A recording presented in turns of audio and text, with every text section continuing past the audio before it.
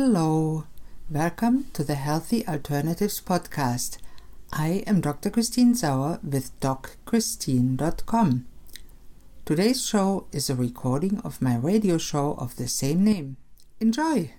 Good afternoon, this is Dr. Christine Sauer, your host of the show Healthy Alternatives here on 97.5 CIOE FM with live stream on communityradio.ca every Thursday at 12 noon Atlantic Standard Time. Thanks for tuning in today. In this show, I will talk mostly with guests about all aspects of health, healthcare, and wellness, from conventional to alternative and everything in between.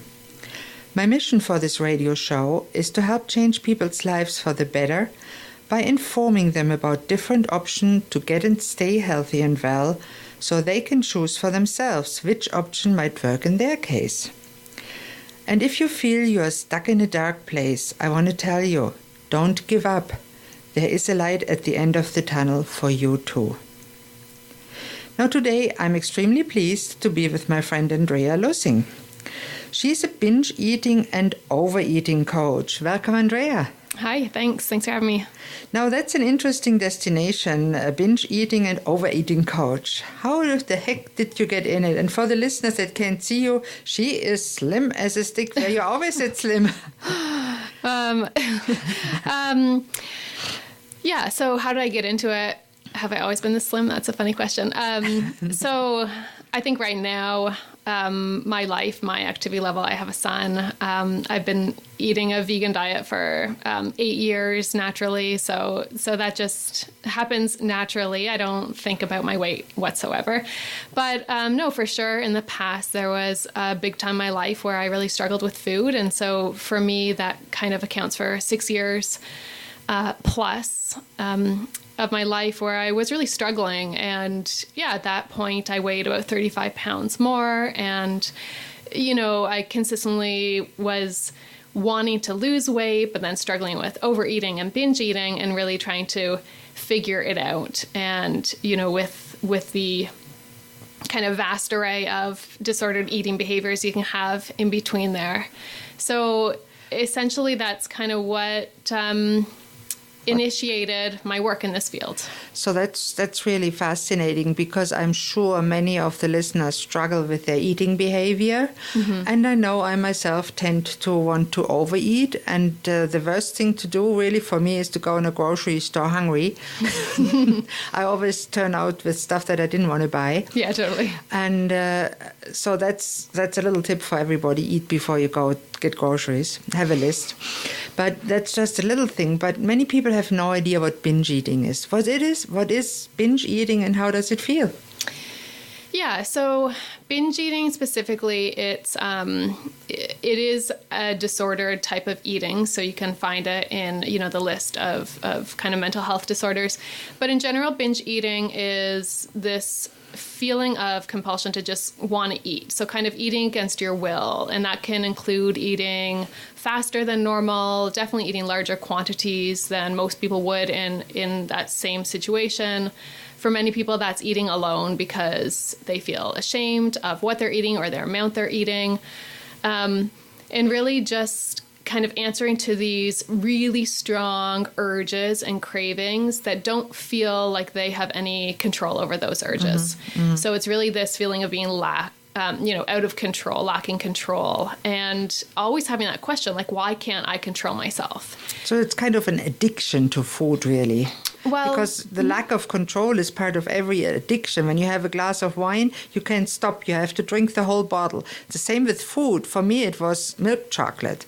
When it's still the same. When I have milk chocolate, I can't stop after one piece. I have to have the whole bar. Yeah, it's interesting that you say that because for sure, I think it is important to recognize kind of two groups here. There's the group that is the people who are binge eating, and I can talk a little bit about why, but most people are entering that area because they've dieted or they've tried to restrict or control their food to a degree that their survival instincts kick in. And so it's actually their survival instincts, their lower brain that's really pushing them in really making them hyper-focused on food and then needing to eat as much as they can in that period of time. So they eat maybe on a Saturday night, they eat the whole pizza and then 2 packages of ice cream and finish up with a few buns and some salami until they can't eat anything, near bursting. Yeah, that's pretty much it for some people. And of course, there's degrees to it. That would be the classic kind of image of a binge. But people have their own personal interpretation of what binge eating feels like for them. But I want to just speak to what you said about the chocolate, because then there's the other side of it, which is really a product of our modern food environment, the stimulation of modern food, and how far away it is from our natural evolutionary diet of humans. So when you talk about that milk chocolate, especially the milk chocolate, I'm sure you don't have that same reaction to dark chocolate. No. There's this stimulation, this reward, this pleasure, dopamine, this neurotransmitters in the mix. Exactly, sugar. So some people are more susceptible by nature in their brains to the modern process stimulating foods, where they have a harder time having control over that too. But I would say in many ways that those are kind of similar but also separate degrees of binge eating. And the one with the milk chocolate could be considered a binge individually if that person feels like that is to them, but probably wouldn't be considered a diagnosis of binge eating. No, certainly not. Now, let me ask you, a typical binge eater, do they have to be overweight? Because a typical person that's out of control, overeating, they are overweight, or they will be overweight after a while. Yeah, also a good question, and absolutely not. No, you can definitely see very slim binge eaters, and up until obese binge eaters, right? So weight has no factor in it, because for a lot of people, they go through a binge eating cycle, which is they've binged eaten, and then they feel guilt and shame and remorse and regret and all those emotions that come up. And so they immediately want to get some sense of control. And so in that way, they vow to kind of start fresh tomorrow. And that's where that restriction and control and dieting piece comes in, which actually perpetuates the cycle, because then that maintains that trigger of their survival instinct and reminds the body that there's actually not food coming again. Yeah. So the next time you get it, you should binge. So that would be the binge starve cycle. Yes. That is to a certain extent maybe even natural, because we were meant in, say, 10,000 years ago when we were hunter and gatherer, we didn't have food every day. Yeah. So the body is made to starve for a while and then to eat everything in place. Just nowadays, we have the option of binge eating every day. That's right. And we wouldn't have those susceptible foods, these highly stimulating foods, which are, activated by our senses when we see them, when we see the shiny packages, when we smell them, when we see the commercial or the image on TV. And so often in childhood, we get trained to associate sweets, sugar, with reward, with something positive. Yeah. The birthday cake, it's really poison. Yeah. But it is very high addictive for our brain. Yeah, absolutely. I mean, it is really fascinating when you start getting into research. And I've had the pleasure, because I've focused my work so much on this one particular topic, I get to just read about it and study whatever I'm interested in this area without feeling like I'm, getting off track. So when you do look into the research and look at studies about the brain and food and modern food and sugar or salt or fat, and look at how, big food giants are, doing brain scans to find out how it's going to affect us the most and when it's going to hit our bliss point. This stuff is fascinating when it comes to people's relationships with food. Unfortunately, most people think their relationship with food is a personal fault of theirs. Yeah. Right? Like a personal lack of. And they feel guilty and other people judge them. Yeah. And there's still that stigma that people that are obese or can't control their eating behavior, they're just lazy and bad people. It's just not true. No, it's absolutely not true. And there's so much about the brain and food that really needs to be addressed and talked about, and I think really publicly talked about. Yeah. And binge eating also, because it's not about the person. It's never about the person. It's about their brain and food. That's and right. in this case of binge eating, perhaps if they're also trying to lose weight, which is also a cultural pressure. Yeah. Sometimes it really is. When you look at the models, they sometimes look really anorexic. Whereas 50 years ago, the models were a little nicely rounded, or in times when the food industry wasn't as prevalent. When you look at the Rubens pictures, they are well-rounded females that produce obviously good hormones to have those little angel children that are always flying around.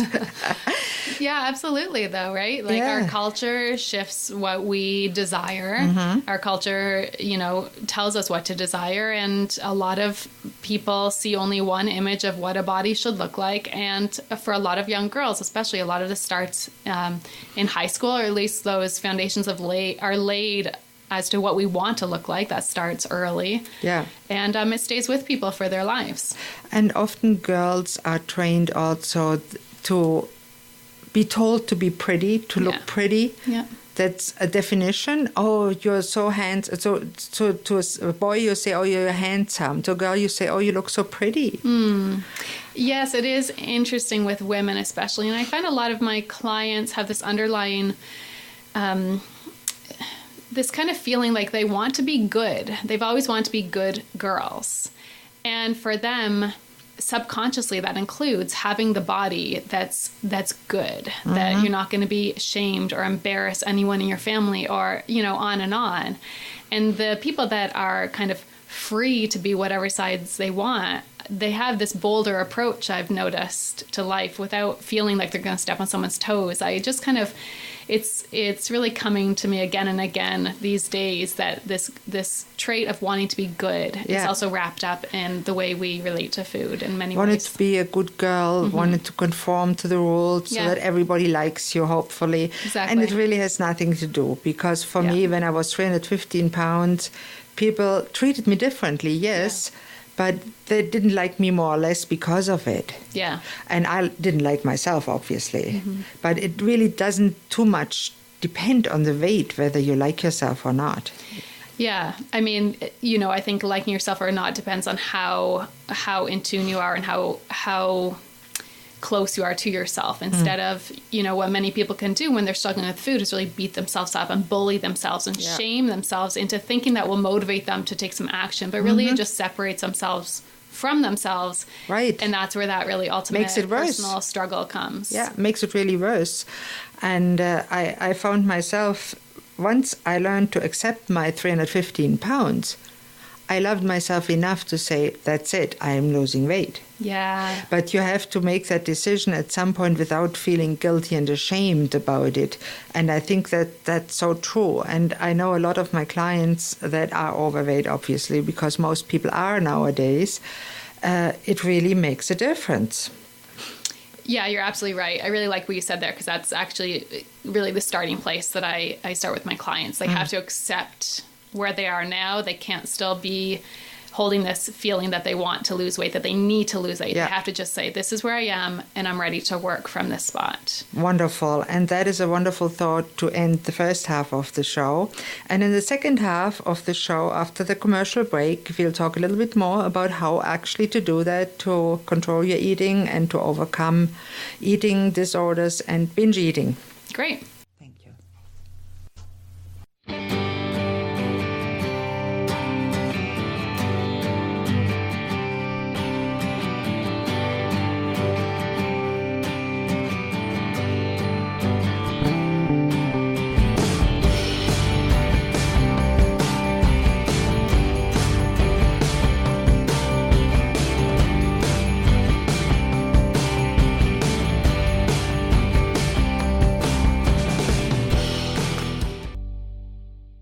Hello and welcome back to Healthy Alternatives here on 97.5 CIOE FM or on the web at communityradio.ca.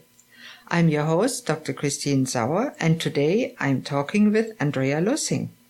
In the first half, we talked about how she got into being a binge eating and overeating coach, what that really is, and why so many people have eating problems. And I think we should talk a little bit more about what actually people can do, how you help your clients, and what's your background, because we talked about the scientific studies and the research, and that is so important, and I love that too. So share a little bit about that and what you do.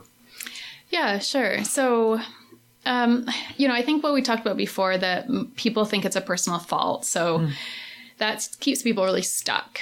Yeah. And I think when people are ready to kind of heal that relationship with food, it's all about, and bringing in that kind of scientific aspect of it, it's really about education, in my opinion, because as soon as I spend a couple sessions teaching people about their brain, about how, the binge eating cycle works and why they're really drawn to food, they are allowed to shift perspectives. They're allowed to not take it personally and see it for what it is, which is something that it's a very natural way that their brain is responding, most people, to food deprivation. So most people are ending up binge eating because, like I said before, they've been drawn to diet or kind of control their weight to a degree that is lower than what their natural set point would be, which really triggers this instinct to bring it up again.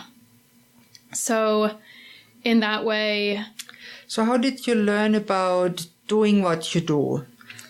Yeah, so I guess I've always been interested in food, and probably partially way back because I wanted to be a chef and I love cooking, and I became vegetarian at 16, and then partly because I struggled with food for so long. And following that, that was back in, probably about 2005, I recovered from that. So following that, I continued working, and at some point it just kept on coming back to me that I wanted to work with people. I wanted to help people. I always wanted to be a counselor or a therapist, and I always had that role in my family and with my friends. And so eventually I decided to do a couple of things. First, I did my plant-based nutrition certificate from eCornell, and I learned all about food and, kind of way more in depth than I had ever known about. And then I also did my life coaching certification. And so when it finally came time to work as a life coach, I was like, I'm going to help women with fulfillment. And I really just felt like I want to help women. And I did that for a little bit, and I thought, this is okay, but I'm not really learning one thing, and I want to get really good at one thing. And it kept on coming up again that food and my food struggles were really the thing here, but I almost was ignoring it because it was so long ago. I would have to rehash it. I would have to bring it up again. I would have to become comfortable talking with it, which is something that a lot of people, it was taboo. It is taboo. And it took me a lot of practice of talking about it to become comfortable with it. So eventually, when I became comfortable with the idea, I just moved in that direction. And it's been quite a while now, and I feel very comfortable. And I actually feel like it's almost part of my gift that I can just talk freely about my struggles with food, because I want to help other people feel, that it's not their fault and it's not anything about them. It's just something that happens to some people, and there's usually good reasons for it. Now, just share a little bit about what did you struggle with personally? Well, my experience is interesting because I moved high schools 4 times. So I think it really started when I had moved high schools, and instead of eating with people, because I didn't know anyone at that point, I would go to the cafeteria and just eat an apple for lunch, kind of avoid eating altogether. And then after school, I would come home and really just eat, right? And just kind of eat. And I was growing, but I also hadn't eaten all day. And it established a bit of a habit. And from what I remember from there became a point where some people made comments, and, people that were close to me. So it impacted me about gaining weight. So I wanted to lose weight, which again is that natural feeling like, okay, then I should lose weight.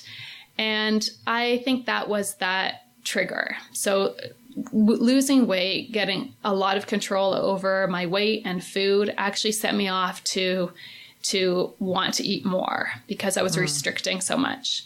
So I was, restricting my food, but then compensating for that by binge eating. And then again, compensating for that by restricting. And in my experience, I actually became bulimic for quite a while. And then I became, then I got really into really quite strict eating and, bordering on getting way too thin. And so it was always up and down and a different piece here and there. And finally, I remember I was really obsessed with weighing myself and losing weight. My friend came into my room, this is in university, and just said, I'm taking your scale. And that was really the gift, like such a gift for me, because it just, I couldn't think about it rationally anymore. I had to just go with how I felt. And at that point, it also really cued me in that I was ready to be done with this whole thing after 4 or 5 years. And from there, I did reach out. I tried to see a therapist. Actually, I saw a couple. I saw a doctor. But no one could really help me where I needed help. It was they had no experience in it. They didn't really know what binge eating was and how to help me or how I felt like I needed help. So I took about 2 years and just navigated it on my own. And just kind of fumbled my way through. And even after that, it took a couple years just to notice, to discern, like really truly which foods, like the milk chocolate. If I knew, like you, every time I bought milk chocolate, I was going to eat the whole thing. I just noticed that. And so it helped me just learn more about myself and just notice which foods I felt perfectly fine with and which foods I felt a little bit out of control with. And that is so important. I always notice many people that I talk to don't have no idea how the food makes them feel. Yeah. For myself, I know if I eat sweets, after half an hour, I can go to sleep. I'm tired. Yes. So I avoid eating sugar in the morning. Yes. It just doesn't fit because I don't want to sleep all day. That's right. I want to be able to work and function. Yeah. And that's a biggie to discover that. And many of your clients, I'm sure, have no idea how they react to food. That's right. And it's funny you said that because I used to say that all the time too, that I would always fall asleep after I ate something sweet and get really sleepy. But at that point, I wasn't being gentle with myself to actually do something about it. I knew I wanted to, but I didn't know how still. So I was still in that kind of that tension of that relationship where I knew what I wanted to do, but I couldn't respond. So sometimes that particular example or examples like that just takes time, and it takes noticing again and again and again. And maybe one day you make the choice that actually serves you. You say no to that. Exactly. And just having compassion for that journey. And for some people and in some experiences, it does take a long time to notice that and actually to be able to respond to that in a loving way and treat yourself well. And that is so important that we really respond to it in a loving way and notice how we are feeling. And if they need the help of a coach, and I myself have a coach, you have a coach, I'm sure, or therapist or whatever works for that person. Yeah. But if it doesn't, you need to try somebody else. Yeah. So if they feel they connect with you, Andrea, how can they contact you? What would be the best way to reach out when they want to contact you? Yeah. So I have a website, and I have a 3-month program that I take people through to really help them find peace with food. So my website's my name, AndreaLussing.com. That's LUSSING.com. Andrea, like Andrea, I should say also. Wonderful. And on there's lots of resources. There's blog posts. There's a lot about how I work with people and what you get or what the expected outcomes are for a 3-month program. And I really have designed that program to give people some not only hope, but really an end point. And that's important. And nobody can expect to see you once and suddenly everything is good. That's like Mr. Spock waving a magic wand and suddenly you're well. We are not at that point yet, hopefully, but that's right. Not in the next 100 years or more. We really have to work at it, and everybody struggles, and I honor everybody else's struggle as I honor my own, and we need to do that. And as you said so beautifully, it takes a decision of everybody that they want the change, that they want to start to work on their issues instead of just giving in and vegging out in front of the TV every day. That's right. And I know I talk to a lot of people because as I bring this conversation up, a lot of people joke and tell me what they ate or tell me what they've recently, or how they could use me. But I say, you know what? You're allowed to eat whatever you want, and you're allowed to if you call that a binge, go ahead and do that. All I'm interested in is how much brain chatter is around that, how much you struggle with that. If you don't struggle, by all means, enjoy yourself. But if there's that voice that's always coming up saying, I don't want to do this, why can't I do this? What, all these questions, and that's kind of when I encourage people, only you know what that brain chatter sounds like, and only you know when it's enough is enough. And I think when people get to that point, then it is a good idea to absolutely reach out for help. And that is a wonderful thought to end today's show. Thank you so much for being on the show today, Andrea. My pleasure. Yeah, thanks for having me. And please don't hesitate to contact me with any questions, thoughts, comments, or suggestions. Or if you'd like to contact Andrea, my email here is christine@communityradio.ca, or you can contact me through my website, docchristine.com. And I'm always grateful for feedback. I also want to extend a special thank you to today's producer, Seth Glasgow. Thanks, Seth. You might not know this, but this is a volunteer-run non-profit radio station, and we even have an art gallery. If you're local and you'd like to drop in, we are at 11 Glendale Avenue, Lower Sackville, Nova Scotia. Thank you all for listening to Healthy Alternatives. I'm your host, Dr. Christine Sauer. Tune in next Thursday at noon on 97.5 CIOE FM Community Radio with live stream on communityradio.ca for the next episode. Goodbye and have a great day.